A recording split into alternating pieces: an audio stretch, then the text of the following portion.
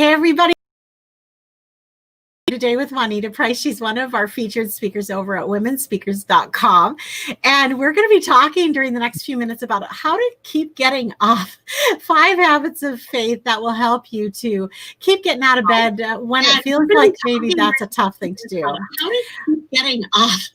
Okay, just a second here. Okay, sounds like can you still hear me, Juanita? I can hear you good. Yeah. Okay, sounds good. We got rid of that feedback. That's great. Okay. So Juanita is an author, speaker, and a licensed customs broker, as well as a business owner. She's the founder of Absolute Truth Ministries, a division of Logos Institute of Ministry and Biblical Studies, where she teaches biblical studies, theology, evangelism, foreign missions, and discipleship. Her website is absolutetruithnetwork.com. And welcome to you. Thank you very much for having me, Marnie. I'm excited to pick your brain. All of us go through periods of time where it's difficult to get back up, but you've recently, after we scheduled this interview, which I think is a little bit of God's humor, God literally took you right down to the ground with a broken leg. Yeah. And you're working from crutches right now, but we're going to actually talk today about how to get yourself back up, like reasons to get back up and how faith plays a role in that. Absolutely, Marnie. Absolutely. Yeah. So let's talk first about the invisible trap that we fall into and how it can sap our faith. Okay, that's a big one. I do quite a bit of counseling, and I find that over and over and over again, I'm walking people through just simply connecting and finding themselves again, because they've fallen into this, what I call an invisible trap of comparison. It is the comparison trap where you can fall into a little bit of covetousness, sort of looking in that neighbor's yard and then looking in yours and saying, you know what, I'd rather have what's in that yard. And you begin goal setting, as if you are that person. And then you can get really, really discouraged, because we can only be our best selves. And truly, we can only find, I believe, fulfillment, the highest fulfillment out of the goals and things that are designed and meant for us. And so that discouragement can be what is faith sapping, and also the exhaustion with kind of living a double life, or a fabricated life that is not yours. It's someone else's, and you can lose sight of your identity. That is also draining. So it's the comparison trap that saps our faith. Be your best self. You can always be your best self. So. The way that you said it just struck me. I talk about this a lot myself in my trainings. You are uniquely you. God wants you to be you. This is the only thumbprint can convict you of a crime in a court of law. Yours is the only one. You're so unique. But the way that you just said it, you can't, like, coveting something that somebody else has, whether it's looks or money or whatever, family or love or whatever it is, you actually, even if you got it, it wouldn't work out for you. Exactly. Absolutely. And I've been talked to people that, let's say they set a target because of something that they set their eyes on that belonged to someone else and actually made it. And then, and I've heard someone actually confess that, you know what, I shot for the stars and the top because all the books are telling me to do it. The authors are telling me the dreams that they've achieved. And when I got there, no one was there. No one was there to really comfort me. And they felt more empty after actually reaching those goals. So. Yeah. Right. So I always say, dream the dreams that God has dreamed for you. Partner in that way. And that is not empty at the end. At the end, all that is beautiful and such a delight. Yeah. Yes. Those God-endorsed dreams. Yes. Yes. Right. Yeah. So what is the number one way to keep your faith alive, even during the hardest times? Work your faith. There's a scripture that says that faith without works is dead. It was written in a little bit of a different context, but the things that you do must correspond to your faith, but they have to be done in order to keep your faith alive. And there are things like my fractured fibula, that could have been, and actually for a second, it was a little bit of discouragement. But the fact is that God knew that would happen, that today was still happening. It didn't happen before we set up today's meeting. Today was meant to be. So therefore, God was always going to equip me to be here. I may have not worn the shirt or the dress that I wanted to, or maybe I have lipstick on my forehead instead of my lips while getting ready, but God orchestrated it. He engineered it. He knew everything that could and that shall happen in our lives. But we also know what he's spoken to us, and he doesn't go back on his word. If he said, this is what I want you to do, this is who I want you to be, you follow, then he will empower us to do that no matter what. And he will even give us, Marnie, the encouragement, just enough joy to get us through, to pick us up so that we can go for what it is that he's left us entrepreneurs. I say God has made us entrepreneurs. This is what he has given us, and he's now trusting us to maximize, to duplicate those things that he's gifted us to do. So, yeah. So I think that one of the phrases that I really like is God can use even this, because sometimes things, and it kind of makes me laugh. It's almost like I'm saying, because I think it started with me saying, I wonder if you could use this for good. Like, as if maybe he wasn't big enough to use that nasty thing or whatever for good. Right. But he promises that he can use everything for good. And you know what? I'm sorry. Go ahead, Marnie. No, I get so excited. So you'll be like, Juanita, hush. So even this, I have experienced a lot of, adversity in my life, and I meet people all the time who do. And one of the things that he does use is he uses our testimonies, our experiences. Even in that, there is ministry. There's a hope that we give to others as we begin to share our stories. Our stories God can use, and he does use, as you put it, even this. So. Yeah, and I think the vulnerability that's required too. I love working with Christian women speakers because you guys are so vulnerable. You let God tell your dirty secrets and how he has redeemed those for his glory and his honor, and how his redemption helped in your life and how it can help in others. And that's one of the things that when we're going through a faith test, a hardest time, that's what we're like, can you really use this? Is there any benefit of what I'm going through? I have a friend whose phrase is, God doesn't waste anything. No, that's for sure. Yeah. I'm in a business where there's a lot of scrap, and in a lot of manufacturing businesses, when something goes into production, tons of scrap, is either thrown away or that scrap is sold. And like you said, there's no scrap left over. God, there, yeah, he's the best. He's the best at that. So, what is the secret power of finishing what we start?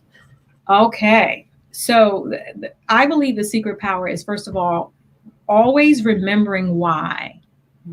Why did you do it in the first place? Why you started? Now, if you tend to be a little fickle and you don't need very much reasons to start things, that might not work so well. But I venture to say that I believe that people generally have really good reasons why they start the things that they start. And sometimes it helps, most times it helps to remind yourself why you did it in the first place.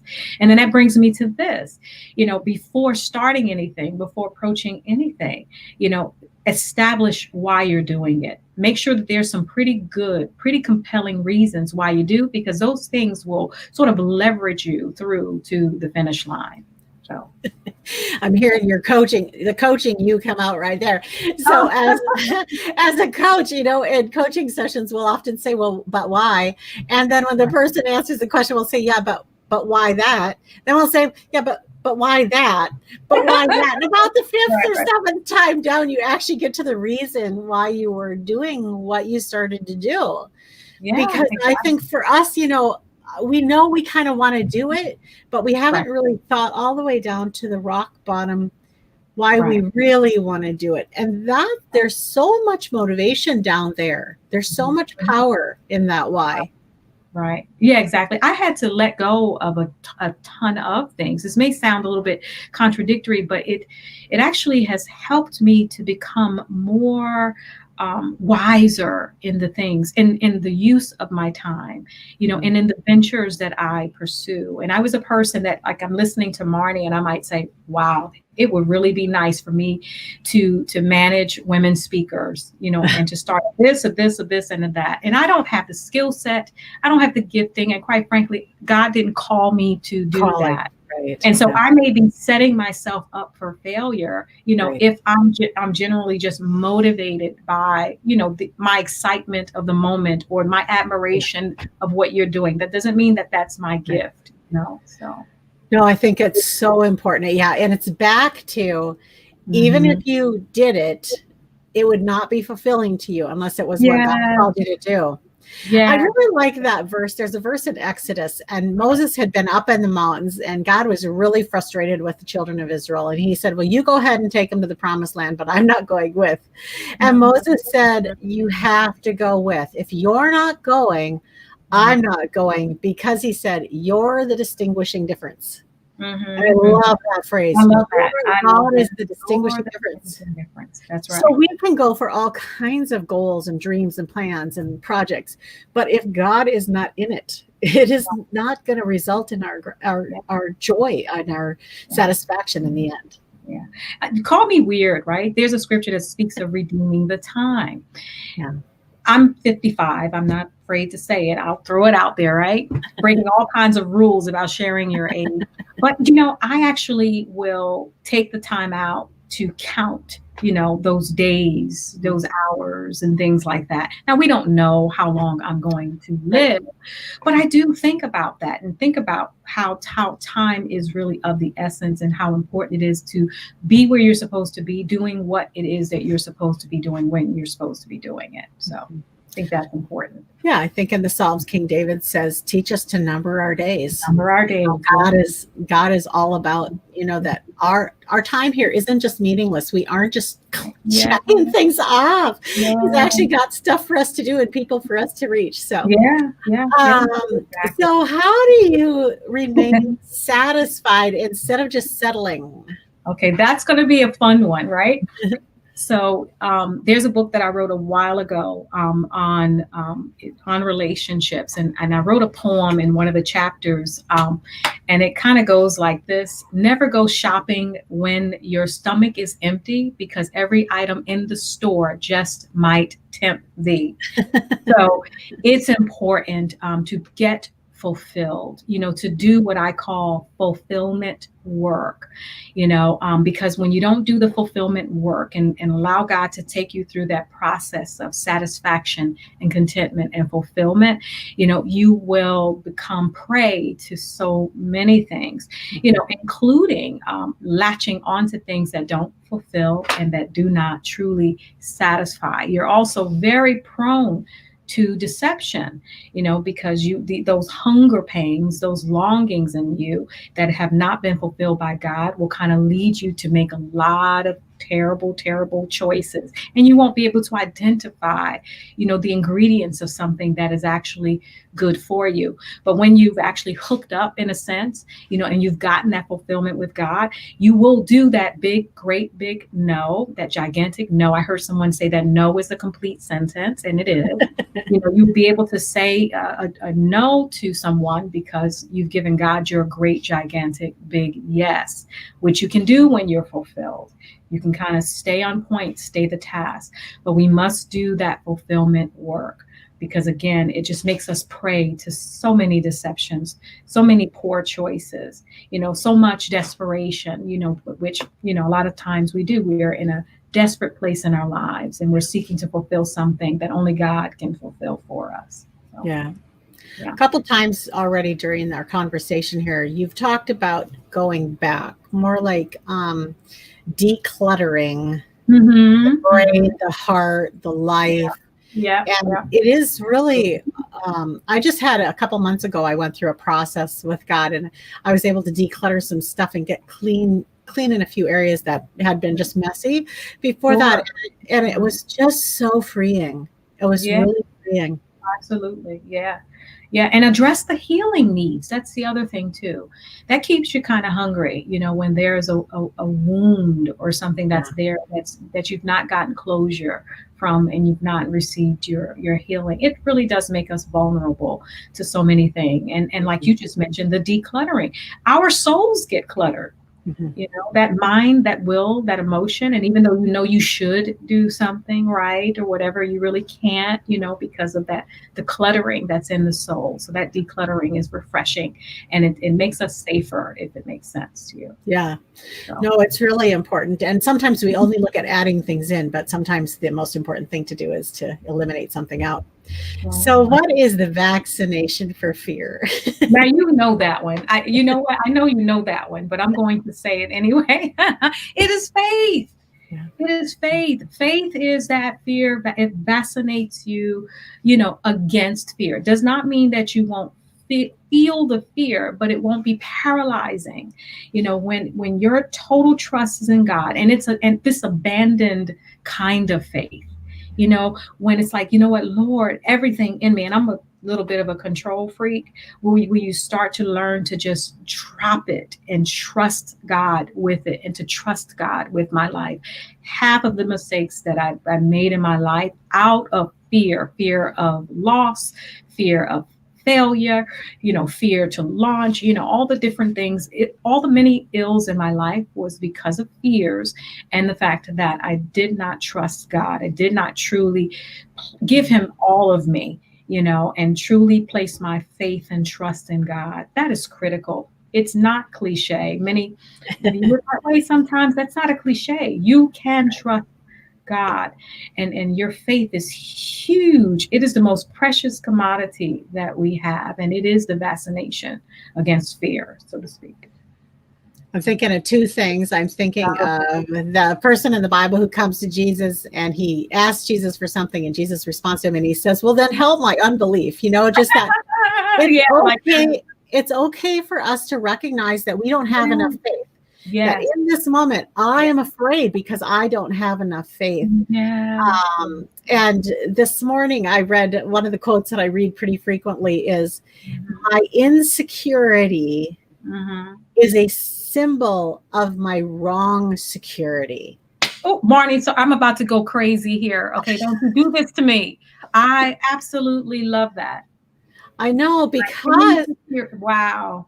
Because we think it's legitimate. And that's the problem with fear is sometimes, there is the fear, the healthy fear. I'm coming up to a railroad track and the arms are coming down and the lights are flashing and I'm feeling the ground shaking, and I'm supposed to be afraid enough to not cross right now. Because that's healthy. Exactly. Absolutely. God gave us this gift of fear to keep us alive in situations that are dangerous. Yeah. A prudent fear. And also to fear him because he is awesome. Yes. And we actually don't want to be on his bad side. We really don't. We don't want to be on the anger side of God. We want to be on the loving side of God. Right. So that's the healthy fear, not the vaccination. Healthy, that's right. But all the other fears that come against us are that FEAR, false evidence appearing real. And when we get that insecurity one is pretty big for us, where we start feeling, right now, a lot of us are feeling that way just in our culture between COVID and civil unrest and a crazy election season. And it's like feeling really unstable. Right. But our security has never been supposed to be in those things. Anyway. That's right. Absolutely. It's just a litmus test to say, if you're feeling insecure, it's because you're placing your trust in the wrong things. This is a powerful. It's a fearsome time, as they say, but it's also a very powerful time. I think, even for us as believers, and it's putting us through a bit of a litmus test. Around these times. Juanita, how much of your life were you really controlling the whole time? You said it, and it feels good to say that you trust God, but how about right in front of you? You can't see what's in front of you now. What do you do now? What do you do is you trust God for real. Right. Or like right now for you, what do you do when I take your legs out from under you? Exactly. What do you do now? And what you do, what you demonstrating that you do is you stand up using the crutch God provided, and you show up and Absolutely. you remain faithful to the King of Kings, the Lord of Absolutely. Lords. Yeah, Absolutely. which is so beautiful.